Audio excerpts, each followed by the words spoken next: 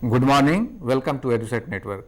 Friend, this week we have organized series of lecture on art in India, starting from early period to up to modern India, but the sequence is changed. We are starting from the modern India, and when we talk about modern India, the two distinct time frame come to the mind. One is the pre-independence, like roughly 250 years ago, starting from 1500 to up to 1947, and then the post-independence time frame. So in today's lecture, we will try to understand the modern India, art in modern India, and for this discussion on this very topic, we have in studio Dr. Jain Sinha, himself a historian, writer, author, and presently he is an associate professor in Delhi University Cluster Innovation Center, and he has his own way of looking at the art in modern India, and his critical evaluation has been published in different newspaper and magazines on different you can say art and architecture. So I think his knowledge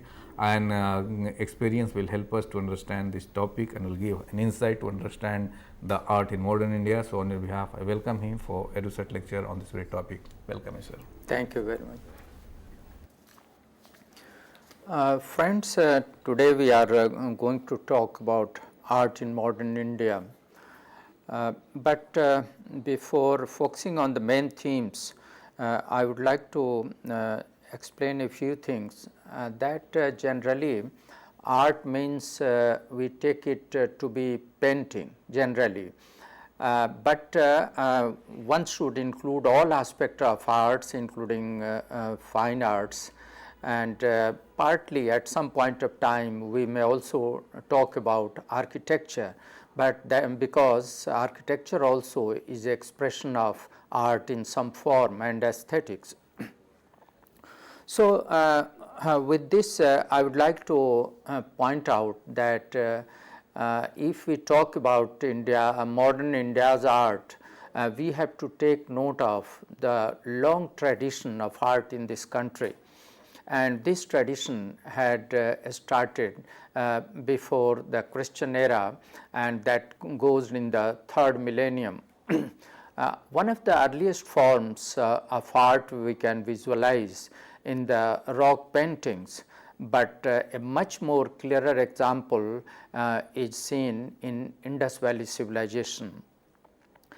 After that, a greater flourish of art we can find during the Mauryan period, when we see the things of that period in form of Ashokan pillars, rock edicts, statues, and stupas, etc. The next phase is Gupta period, which saw a blooming of Indian art in almost all forms, including literature, but sculpture, and then architecture, also painting, and beginning from this Gupta period and going to several later centuries, we have a lot of evidences of the existence of this type of art, and one of the best example is the cave paintings of Ajanta and Ellora. We know about that. This painting had just we can see here, the first on the left side is Yakshini of Mauryan period, and the other painting on the right side, it is from Ajanta. So this is just for reference that what was the status of art at that time, and this is before and a little after the Christian era.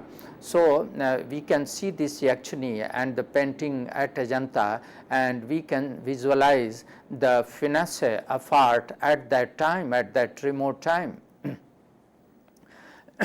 Later on, we can have a reference of the medieval times, and in that we can see architectural beauty.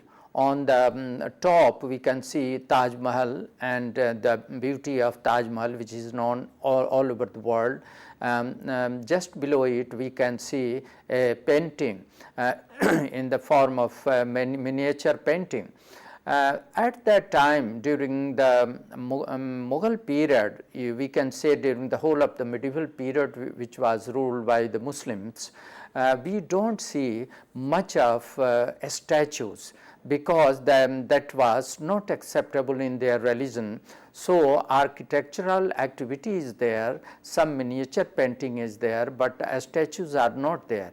But in southern part, where the Hindu rulers were present, they dedicated some effort to include with architecture also statues, etc.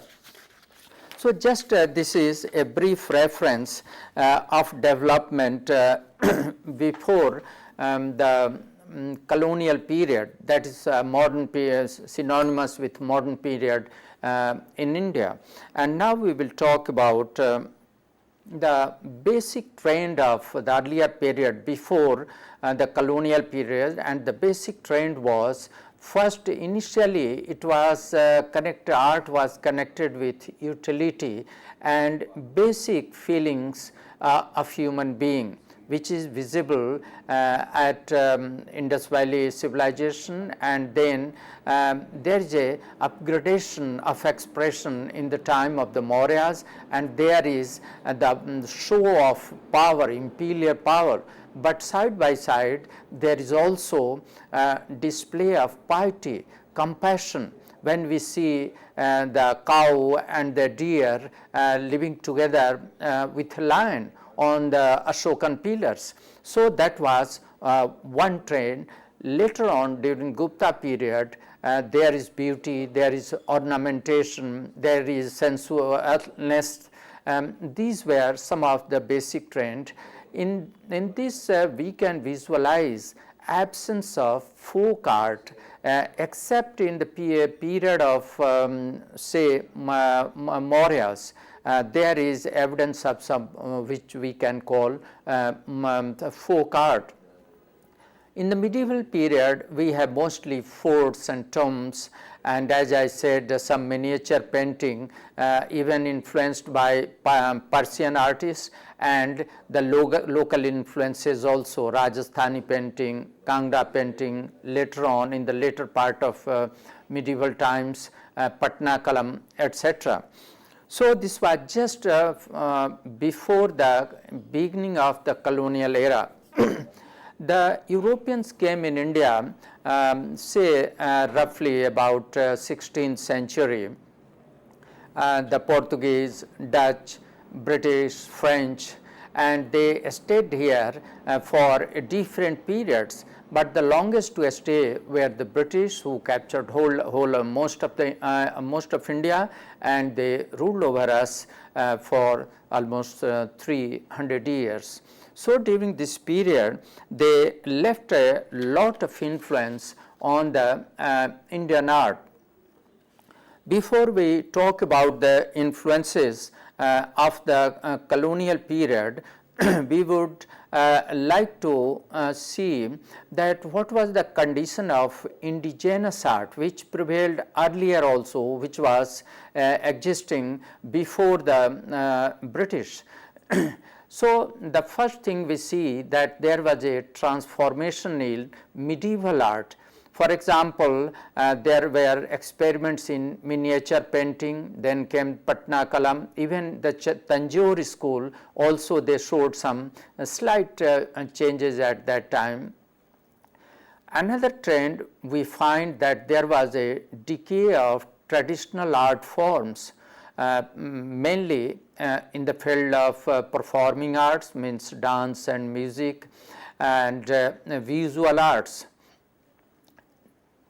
Despite that, there were occasional efforts to revive some of the art forms, and even in 18th century in different pockets there was revival and progress in some forms of art. For example, in Kathakali there was progress, then the Mohiniyattam, Kuchipudi, Odissi, Manipuri, Kathak, all these dance forms, they showed some progress and some change in their quality. This type of progress was seen also in literature and in other areas where dealing with sensibilities of human being. But after that, now we can see how the influence of European art entered into India. First, it came in the form of structures created by Europeans to control and manage their trade, and thus they built several trading houses at, for example, in Patna, the Dutch building which houses a major section of Patna University now. So like that they also established a structure in Surat, then in Madras, in Calcutta.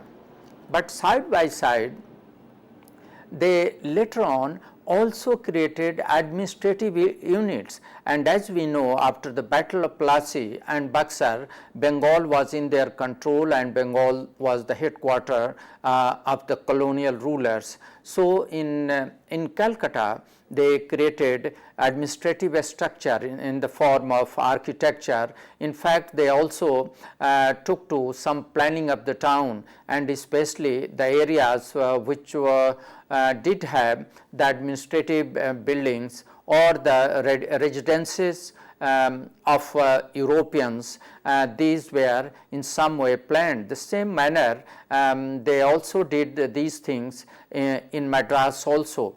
And though it was a matter of planning and architecture, but there we can see the European influence of their artistic talent and sensibility. Later on, gradually, as the Indian rulers came in touch with the British, they sought advice and expertise from European experts to build their own palaces. And one of that type of palace we can see on the top of the screen, that is Mysore Palace. And similar things made independently and by the British, it was Victoria Memorial, which is appearing below the Mysore Palace. We can see on the screen on the bottom, white structure, that is Victoria Memorial.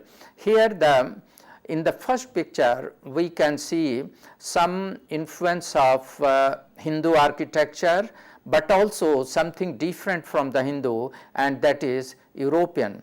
About the Victoria Memorial, we are seeing largely European influence, and this building was created to commemorate the memory of Queen Victoria.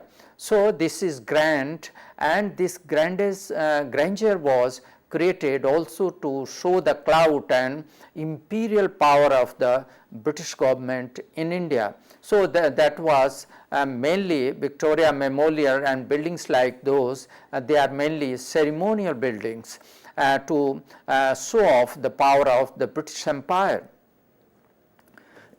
In the meanwhile, the Europeans started settling in India, and they also mixed with the Indian population and artists also. The first painting on the screen on the top left hand side, in a room, some women sitting. This is the interior of a entertainment home with the wives there, and it shows that how the British perceived the Indian cultural activities. So that is example of that. Here I would like to point out that this picture shows the perception of Indian life by the British or the Europeans. In the other three paintings, on the right, a lady with some fruits. On the bottom, on the left side, is the painting of Saraswati, and just beside that, on the right side, there is a portrait of a king. All these paintings were created by Raja Ravi Varma. He was royal family of Travancore and he was a great painter.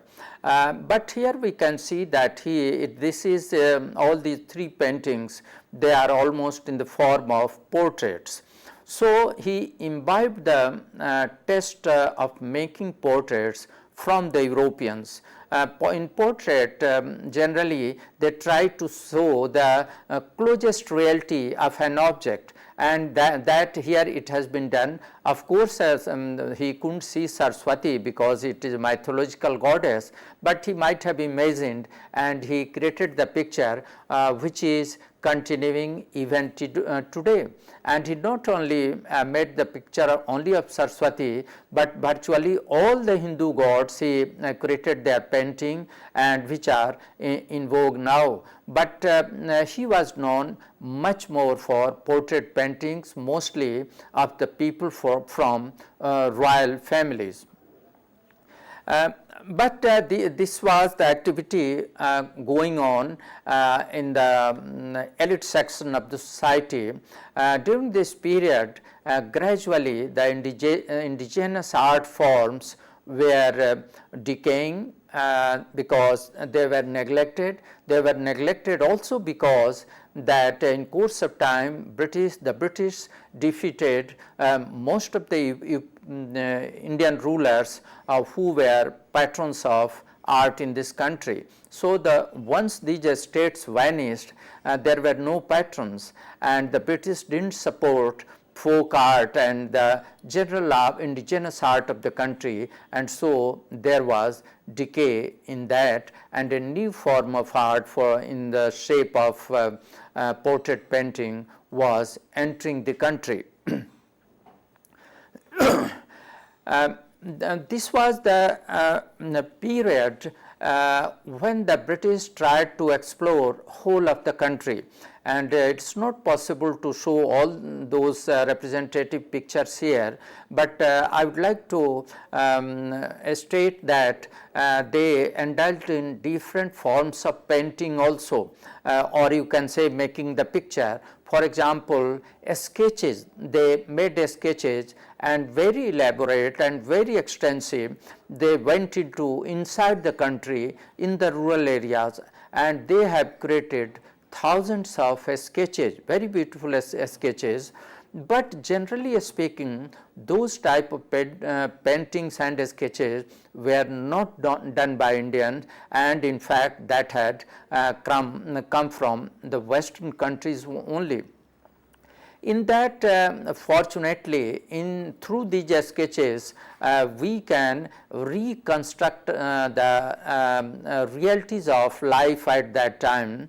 But the problem is that in those sketches, they have tried to capture the objects which were very strange to them, and not exactly the normal life. They do not depict the general life in the country. They go for what is now called exotic, which was quite different from them.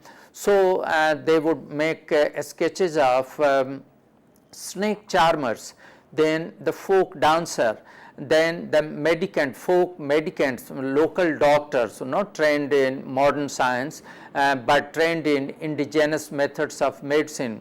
Then they will make sketches of religious ghats, mostly of Banaras. There are hundreds of sketches on the ghats, river ghats of Banaras on the banks of Ganges. Then they also sketched the forts of that time, including the forts, older forts of the medieval time or of ancient times. They sketched them also. They also sketched the thugs and pindaris. So in this way, we can find some facts and what was like at that time about the people just in the common society, beginning from a farmer, from a woman dancer, a snake charmer, a mendicant, a pandit, a sadhu, a fakir, and also thieves and thugs. So then another scene is what they have created both in sketches and painting is, that is the war scenes.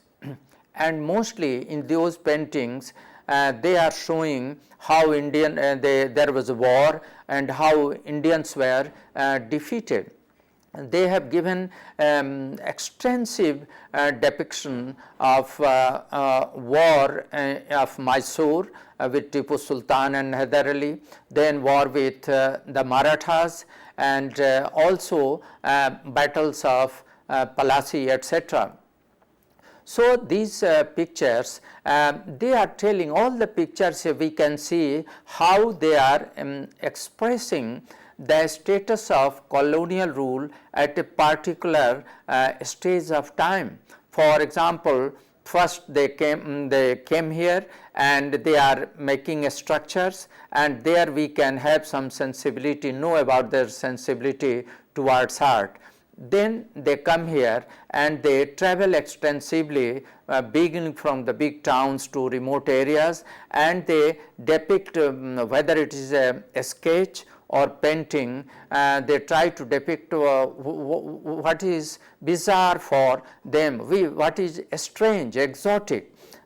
In fact, some of them have also painted or sketched the Indian plants, Indian birds, Indian insects, and of course they are a great source of knowledge for us today. But if we try to look at them with a different angle, why did they paint all these things? Why they were interested in plants, in insects, in something depicting a weather, a storm, something like that? And the explanation is that the whole the European population in the country was on a mission to enter into India and to capture it. So capturing involved a lot of knowledge. Unless they knew about the India geography, about its culture, about its botany, plants, insects, etc., they won't be able to handle people and land of this country.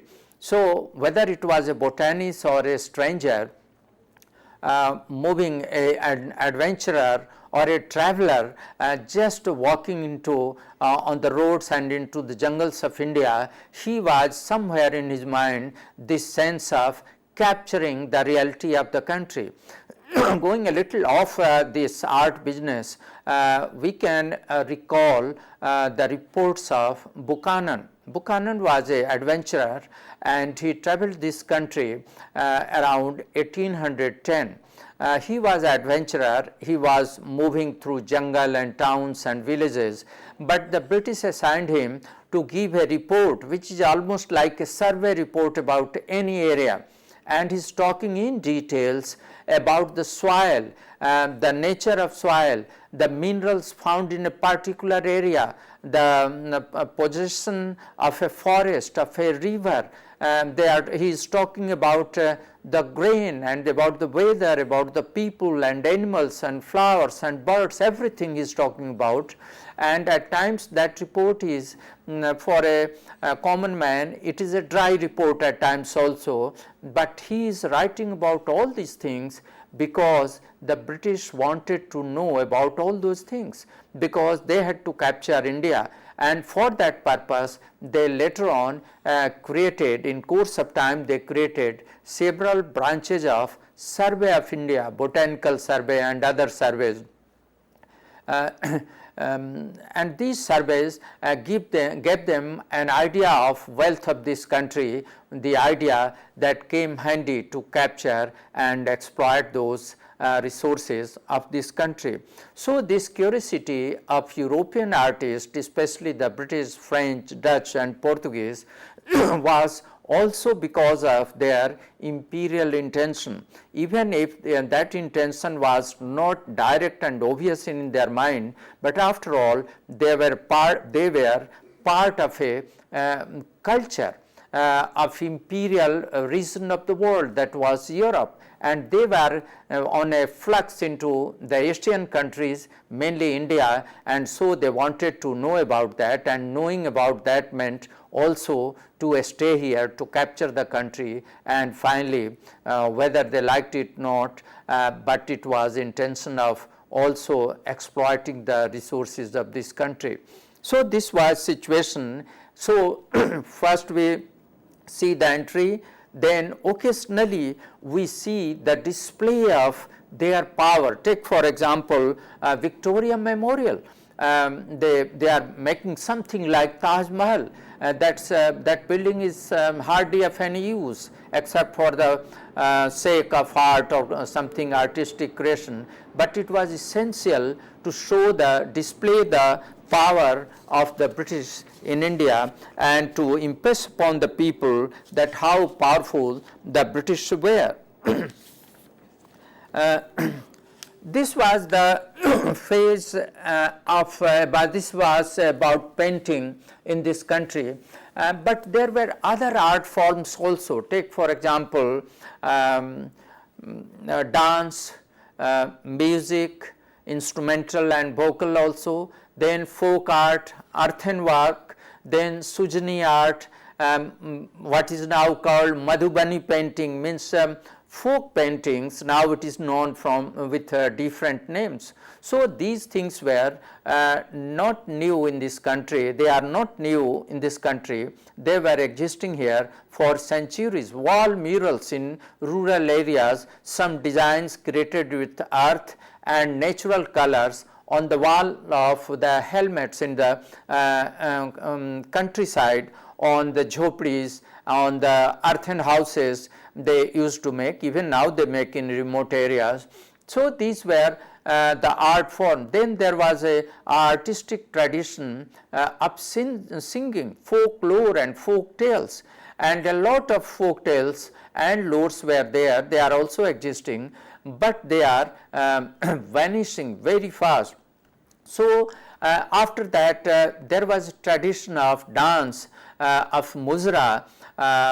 We now don't see it exactly, but we listen to that, how it existed during the Mughal period up to the late Mughal period, but gradually it decayed except for in some areas. Though in some cases some Europeans were influenced and attracted to these type of art forms, to Muzra, etc. And so I have seen one picture which shows the scene of a Muzra in a house of a dancer.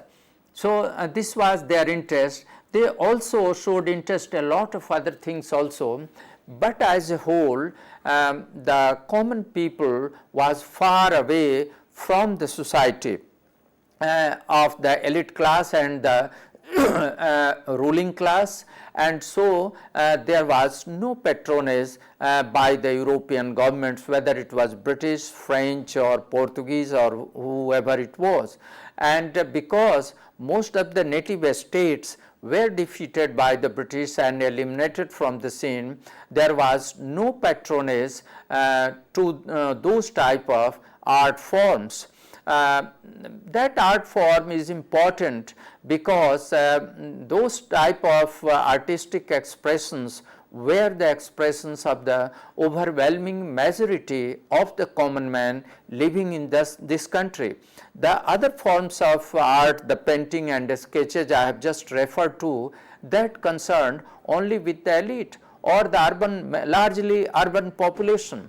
But the other forms of art, they were not encouraged, which were depicting which concerned with the common people of the time. This was the scene.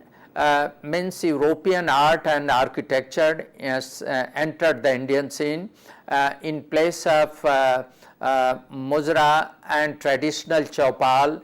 Now there were European clubs in the country, and there the European elites discussed among them the finer things of life.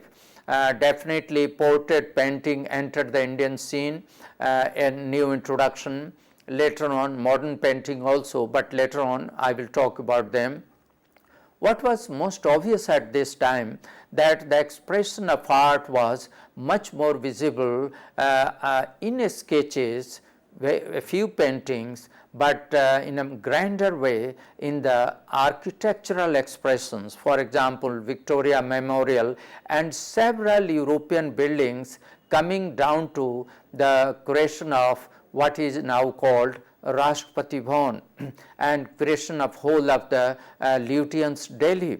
So, this was the expression for again this Rashtrapati Bhavan. It was expression of imperial power and expression of and display of the clout of the British Empire. Unfortunately, they couldn't live long to enjoy that clout, and they had to leave the country in 1947, and Rashtrapati Bhavan came under the new democratic government. But that situation, before that situation arose, we know about the freedom struggle, and how just after the 1857 revolt, there was a lot of grouse among Indians against the British rule. We know about the massacres of 1857, which inspired many Europeans to depict the scene of that time, massacre of that time, because it was very frightening for them, and they couldn't forget that memory of the massacre and the battle and courage of Indians of that time. So, they have sketched and painted several scenes of those type of wars, including 1857. What is interesting for us is the development on the Indian side during this period, and for development we will go to the Renaissance, Indian awakening of the 19th century, and for the purpose of art we will especially refer to the closing decades of the 19th century, and that is period of what is now called Indian Renaissance. This Indian Renaissance, first it expressed itself in recovery of the past. What was glorious, what was worthy in India's tradition. Some of the intellectuals and artists of the time, they wanted to recover it, and how did they recover? In terms of intellectual knowledge, they talked about the Vedas, then Upanishad, then Sankhya. They talked about Ayurveda and all those things, and they wanted to revive it. All this talking about the past did have some specific purpose, and that purpose was that the Indian would try to show that they were not inferior, as the British had depicted them saying that it was white man's burden to civilize them. But now Indian were thinking now in terms of showing themselves that they were already civilized far more centuries than the British or any European nation, and so they were talking about Sankhya and Upanishad. But how did it come in the form of art and fine arts and finer expressions? First it came in the form of literature. They thought about that, they wrote about that, and especially they created some symbols from the past showing India's strength, and one of the imagery and symbol they created was one of Bharat Mata. Then they took note of the existence in the Indian mythology of Kali and Durga. Why did they choose Kali and Durga? Because in Indian pantheon, Durga and Kali, they are supposed to be the embodiment of power and embodiment of a goddess who can destroy the evil. So they chose that. Why about Bharat Mata? Because they wanted to unite the country at that time. They were trying to unite the country, because earlier in between when the British came here, the country was fragmented into Marathas, the Rajputs, Afghans, the Mughals and many others, and the tribal kings, etc. But now, since there was one ruler, so for Indians there was one most powerful enemy, and they wanted to fight that enemy. So, integration of the country both in reality and in mind was very much important, and so they created the image of Bharat Mata. That image of Bharat Mata and Kali, they developed almost in parallel. Bande Mataram Bankim Chand Chatterjee wrote it, and just at the time of Swadeshi, there were several others who started painting these type of goddesses. And first they painted, for example, Kali with the tiger, the usual tiger, and she is having some weapons in hand and killing some demon. And in that picture, later on, they fitted the image of India. Just around Kashmir, they showed the head of Kali. Her leg was shown down south. The tiger's face was shown on the western side, that is called Gujarat. Here we can see the image. Yes, this is the picture of, though this picture is of Kali, but she resembles, she is given in as a parallel of Bharat Mata. So, this image, this energized the Indian psyche to fight, rise and fight against the British. On the left side, we can see almost the similar thing, but with something European expression. The United States of India, maybe that inspiration might have come from the concept of United States of America, and the other things about the Roman god and goddesses in the same form, and their legends and myth in European myths. So, they are trying to transform into Indian situation and to make it something Indian, so that it could enthuse the Indian masses. So, this was how they initially they tried to excite the Indian psyche, and all this effort was going on against the British, means it was the rising of nationalism at that time. While they were depicting, they were trying to reinvent their past. Many painters like Abhinavanath Tagore, Rabindranath Tagore, Jamini Roy, they created immortal paintings. Here we can see a lady on the left side, and the whole thing was later on described as Bengal school. On the screen we can see a lady on the top left hand side. This is typical creation of Bengali school. On the right we can see the Indian nation when it was in nascent stage, and they are just trying to an aura of something sublime. Woman, and always in India, woman has been respected despite all otherwise things, and as a mother, as a power of fertility and all that. And here we can see the presence of a woman on the right top hand side, something in a ethereal stage, something that is just nascent, that is taking birth. And the whole scene is very sober, but it is magnificent also. Likewise, on downstairs we can see some more pictures.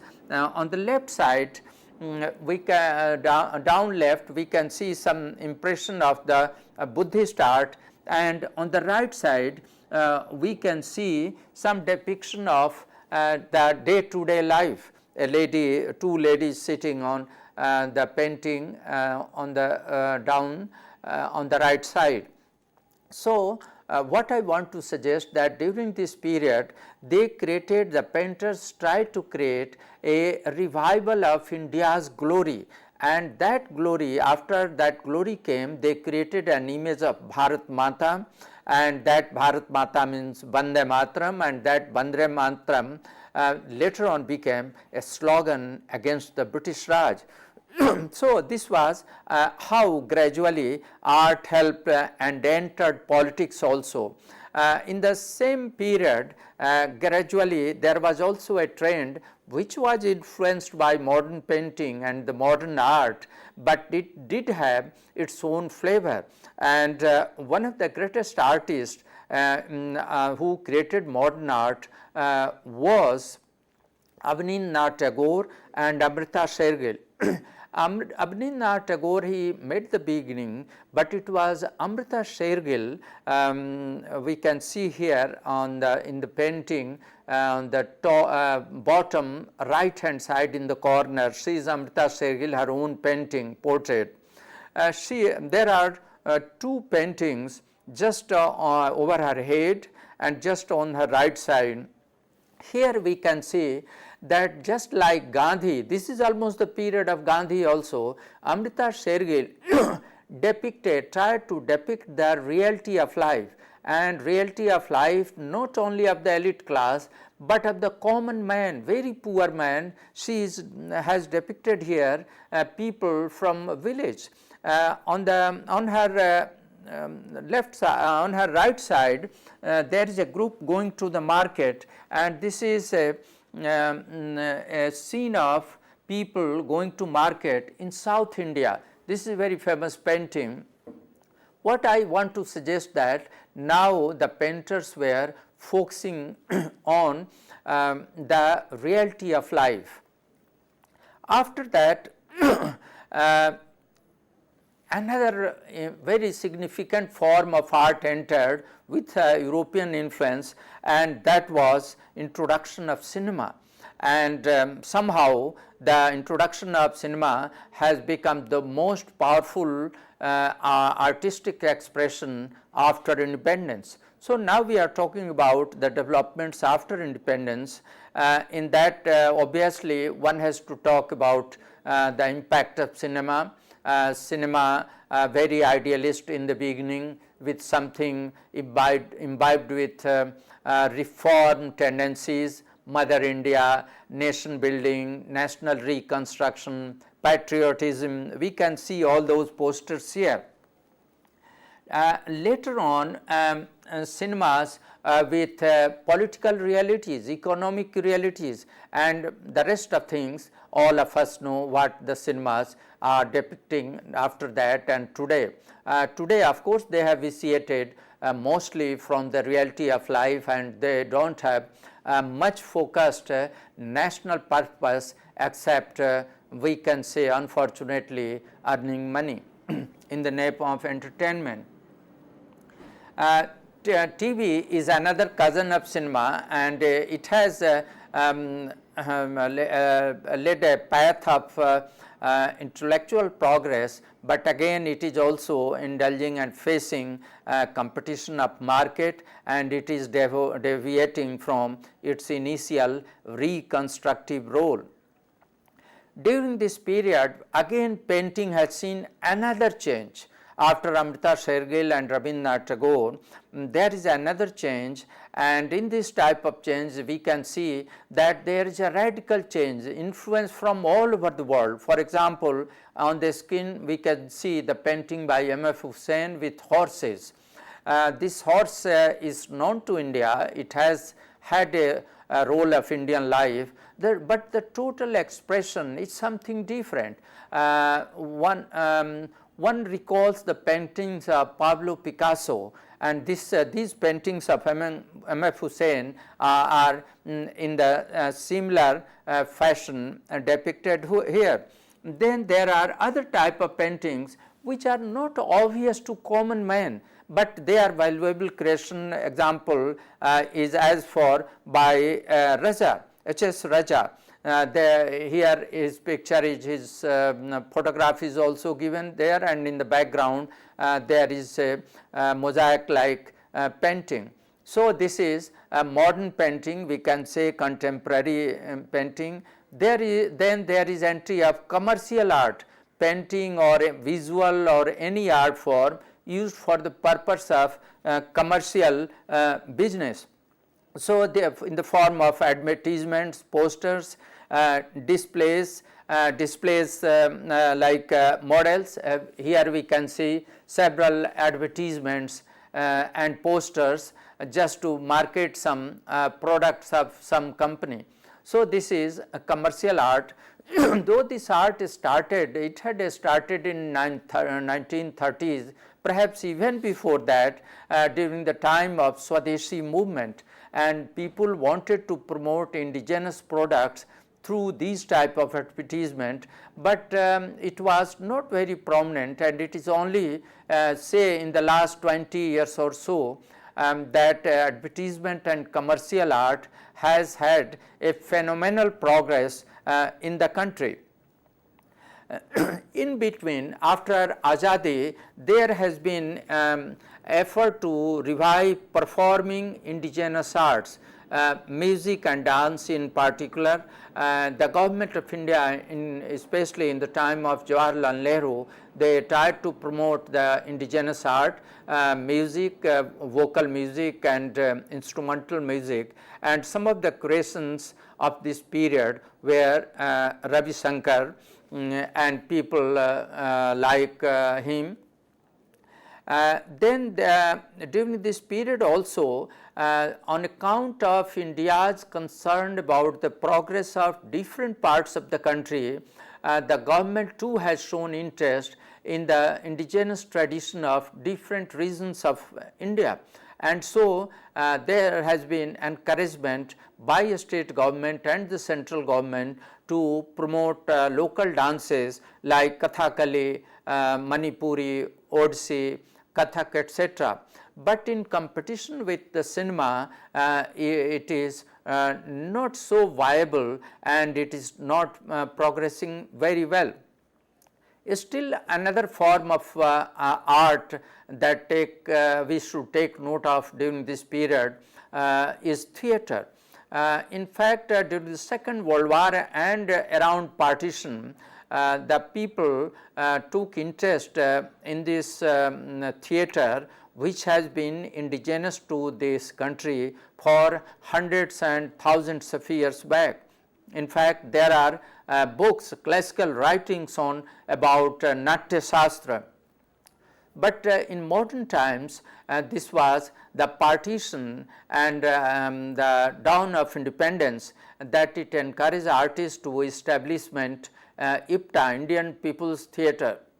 And these type on the other form in painting as a group of six progressive painters. This IPTA, it continues and it promotes arts form in different parts of the country. But definitely in comparison to cinema, it is not so popular and it is not progressing so well. But in the meanwhile, people have, the government has again shown some interest in tribal and folk arts.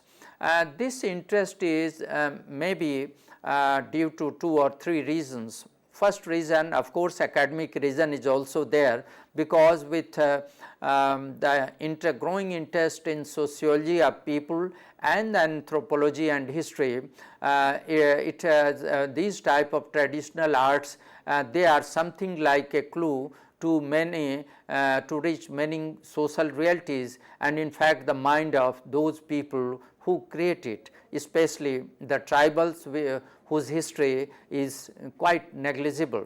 So, this is one reason, but the another reason is the integration of the country and the concern of the people, tribal people, or for that matter any people, to know about their art forms and to promote it. But this is catalyzed by the politics of vote also, because before going to for seeking vote, all the government and all the parties have to talk about the life of those people, and definitely art forms a very important segment of anyone's life, and so they talk about that. And just as a plan of development for all the regions, government creates some form of mechanism to promote in those areas also, and that is why even the tribal arts are now in some way being revived in to some extent. In the later phase, now and today, there is a search for alternative and different forms of art, which is just not concluding, the effort is not concluding now, rather it is going on, and now there is approach for multimedia. Multimedia means on the stage that is visual, but with dance there is also acrobatics. These type of things are there. Likewise, there is there are artistic installation of metallic objects and the pots, etc. Take for example by one Subodh Gupta. So these there are another artist who paint on live human body. So these are the areas in which effort is being to find alternative expression. The most important aspect in that is that the and which is unfortunate also, that in place of man, technology is getting a upper hand in our artistic expressions. And another problem is that use of art for power politics. We can see here posters, political posters, and that being used by different, almost all the parties they are being used. Of course, it is art and it is politics also, but the mix up is very peculiar thing. So these things are happening. Then there is art of dissent, cartoons, graffiti, nukkad natak. We can see here the picture. So different forms of art are evolving, and our Indian art is on the crossroads. It is in chaos of consumerism and globalization, and unfortunately aesthetics and elegance is going somewhere haywire. Thank you very much. So, well friends, in today's lecture we try to understand art in modern India. Tomorrow we will have another lecture on this very topic. So, I thank all of you for watching the lecture, and on behalf I thank Dr. Jain Sinha for giving such an insightful lecture on this very topic. Thank you very much.